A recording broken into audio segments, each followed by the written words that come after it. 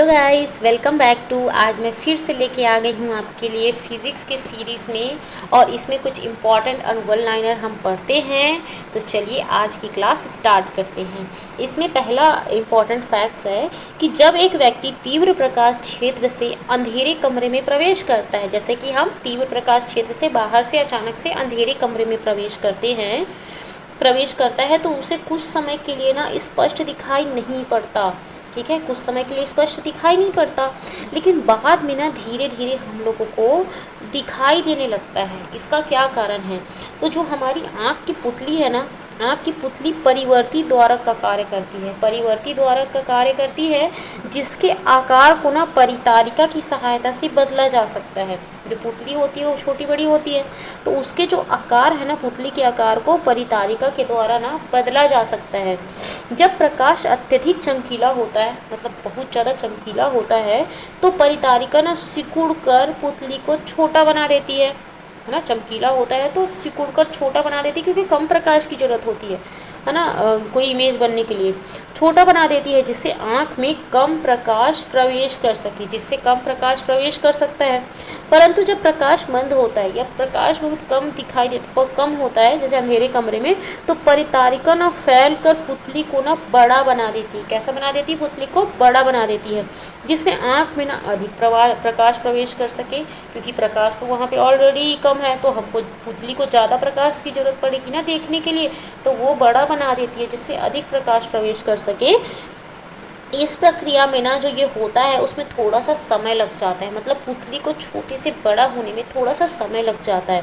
इसलिए अंधेरे कमरे में ना थोड़ी देर बाद वस्तुएं दिखाई देती है, क्योंकि हमारे पुतली को एडजस्ट करने, मतलब परितारिका जो एडजस्ट करता है पुतली को, वो परितारिका को ये काम करते हुए ना थोड़ा सा समय लग जाता है, और इस कारण से हमको थोड़ी देर बाद वो स्पष्ट दिखाई देती है अंधेरे कमरे की वस्तुएं। थोड़ी देर बाद वस्तुएं दिखती है। इसके अलावा आँखों में ना जो स्थित जो कोण है ना, कोण ना प्रकाश संवेदी शालिकाएं तीव्र प्रकाश की स्थिति में कार्य करने हेतु अधिक उन्मुख होती है। मतलब जो कोण, हमारे पास दो सेल होता है आँखों में, कोण सेल होता है और रॉड सेल होता है।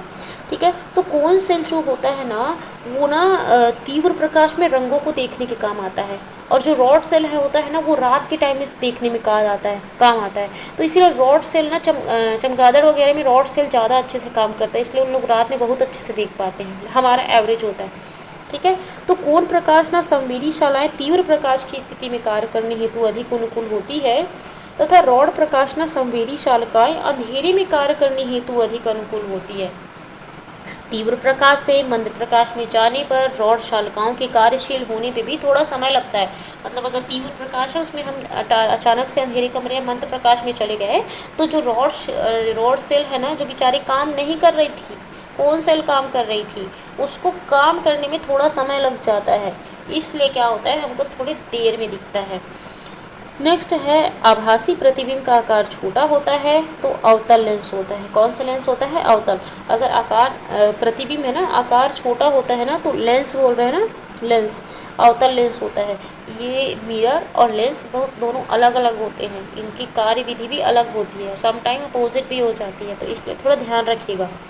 ठीक है, तो प्रतिबिंब का ना आकार छोटा होता है। वहाँ पे गाड़ी के हेडलाइन में दर्पण लगा था, उत्तल दर्पण लगा था, वो बहुत बड़े क्षेत्र को छोटा करके दिखाती है, लेकिन यहाँ पे अवतल लेंस क्या करती है, आकार को छोटा बना दे रही है। लेंस अपोजिट काम कर रही है, हर जगह नहीं करती है। आभासी प्रतिबिंब का आकार बड़ा होने पर उत्तल लेंस होता है। जो प्रतिबिंब का आकार अगर बड़ा है ना, तो कौन सा लेंस कार्य करता है? उत्तल लेंस कार्य करता है। उत्तल लेंस बीच में मोटा तथा किनारे पर पतला होता है। आपने देखा होगा इस तरीके का होता है उत्तल लेंस, ये मोटा, बीच से मोटा, और किनारे में क्या होता है? पतला होता है।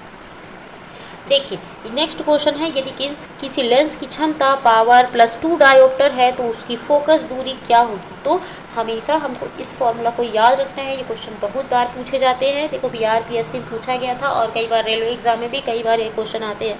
तो पावर हमेशा ना जो फोकस दूरी के ना 1 बाय, मतलब इन्वर्सली प्रोपोर्शनल होता है, और या फिर focus is equal to 1 upon power या क्षमता हम बोल सकते हैं।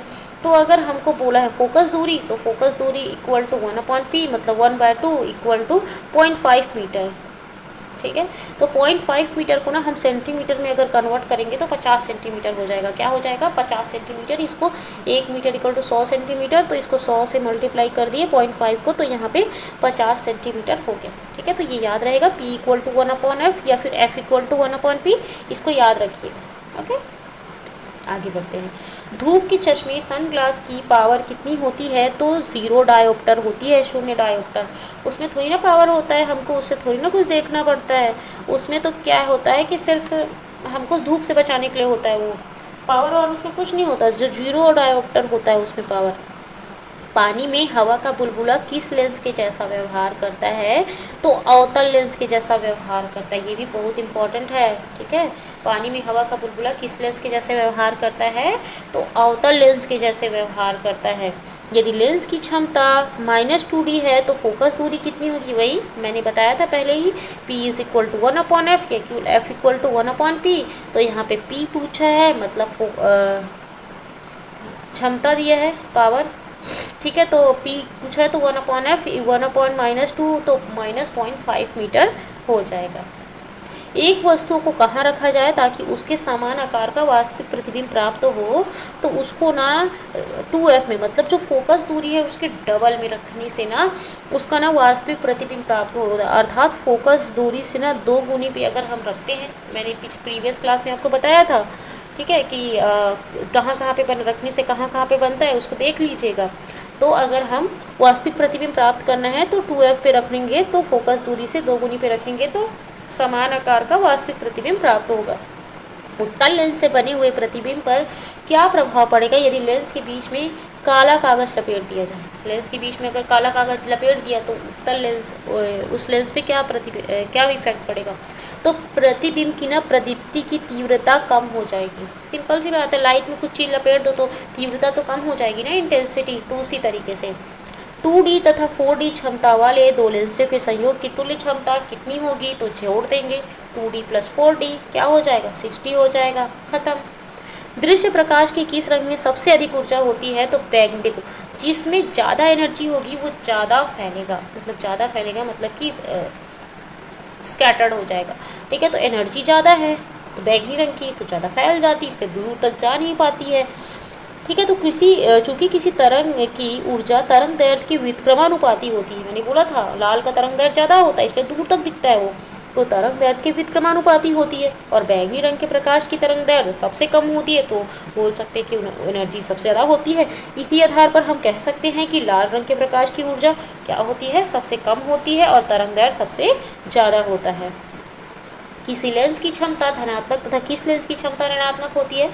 तो उत्तल लेंस की क्षमता ना धनात्मक होती है और अवतल लेंस की क्षमता ना ऋणात्मक होती है। ये बहुत इंपॉर्टेंट, जब हम कैलकुलेशन करेंगे ना कोई भी चीज़, तो यहाँ पे कहाँ आता है? अवतल लेंस की ना क्या होती है? ऋणात्मक होती है, और उत्तल लेंस की ना धनात्मक होती है। संयुक्त सूक्ष्मदर्शी में किसकी फोकस दूरी अधिक होती है? अभिदृश्यक या अभिनेत्र की, किसकी ज़्यादा होती है? तो अभिनेत्र की ज़्यादा होती है। संयुक्त सूक्ष्मदर्शी में किसकी फोकस दूरी अधिक होती है? तो अभिनेत्र की ज़्यादा होती है। संयुक्त सूक्ष्मदर्शी से बने अंतिम प्रतिबिंब की प्रकृति कैसी होगी? कैसी होगी? आभासी होगा, उल्टा होगा और बड़ा होगा। कैसा होगा? आभासी होगा, क्योंकि सूक्ष्मदर्शी तो हम बड़ा देखने के लिए ही करते हैं, ठीक है, और आभासी होगा, उल्टा होगा और बड़ा होगा। नेक्स्ट आगे बढ़ते हैं। खगोलीय दूर में अंतिम प्रतिबिंब कैसा होता है? तो वस्तु की अपेक्षा ना क्या होता है? उल्टा होता है। वस्तु की अपेक्षा कैसा होता है? उल्टा होता है। खगोलीय दूरबीन में अंतिम प्रतिबिंब कैसा होगा? तो वस्तु की अपेक्षा उल्टा होगा। सूक्ष्मदर्शी का आविष्कार किसने किया था? तो जेड जॉनसन ने किया था। मैंने पहले भी इसको बताया था, जेड जेड लिखेंगे मतलब सूक्ष्मदर्शी। जेड जॉनसन ने सूक्ष्मदर्शी का आविष्कार किया था। एशिया का विशालतम परावर्ती दूरबीन कहाँ है? तो कवालूर में है। कहाँ पे है? कवालूर में है। दर्शन कोण क्या होता है? तो दर्शन कोण ना किसी वस्तु द्वारा दृष्टा की आंखों पर बनाया गया कोण को ना दर्शन कोण बोलते हैं। किसी वस्तु द्वारा दृष्टा की आंखों पर बनाया गया कोण ना दर्शन कोण कहलाता है।